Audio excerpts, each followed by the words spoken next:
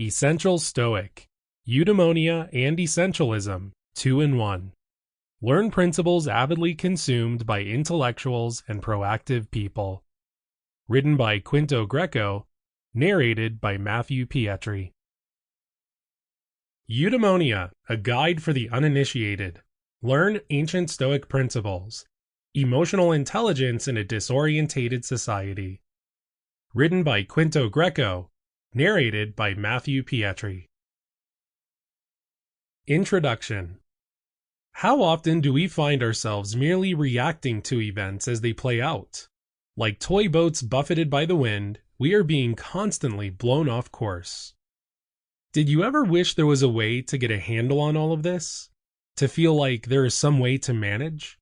That maybe it could even be possible, even though we cannot stop the weather, to keep our hands on that tiller and set our own course? Well, there are no guarantees in life. Some rules are immutable. But luckily, there are some ways to set our course, even when the wind becomes a gale. One of those ways is philosophy, the study of our questions about existence, knowledge, and values. Relevance of philosophy. But how is philosophy relevant in our everyday life? Well, let's rephrase that definition for our modern context. Philosophy may involve the study of how to live our life, how to become smart about our choices, and how to be good people. These are issues we all face at some point in our life. Lying awake at night or staring in the mirror, thinking we don't have any idea what we're doing, and others do. Of course, in its purely scholarly form, philosophy, like religion, may not have all the answers. It asks a lot of questions and makes for some great Facebook quotes, but it doesn't always give us a clue on how to walk the course it sets. However, what if there was a practical philosophy that presents a set of principles and practices that anyone can understand and attempt to use?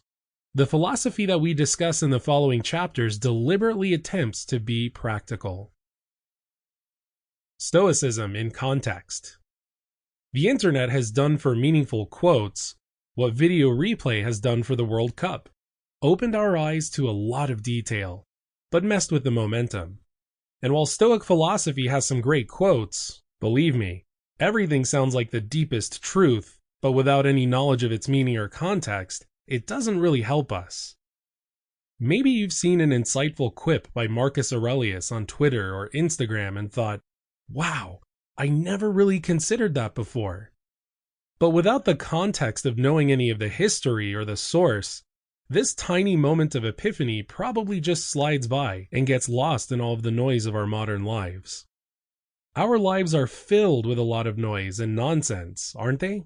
Endless tiny details and concerns. TV shows, work, news, gossip, and that's just your Facebook feed.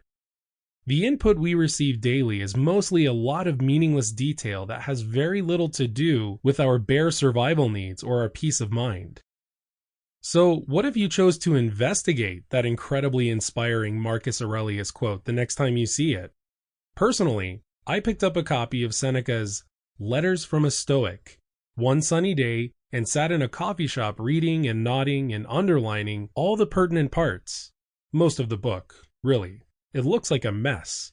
Yet, even if you don't stumble into bookstores or libraries anymore, the internet is filled with books of Stoic philosophy, or advice on Stoics and how to live as one, just like this book. The opportunity is there. We simply need to grab it, because there aren't many downsides in pursuing a mode of thought whose end goal is to help each of us manage our expectations and feel at peace with ourselves and our lives. Of course, the first steps of learning about it are slower ones, but the philosophy of Stoicism is, above all things, a practical philosophy. There is a certain amount of conceptual information, but it is interwoven throughout. Once a few key concepts are grasped, the practice of Stoicism can be quite quickly put into action.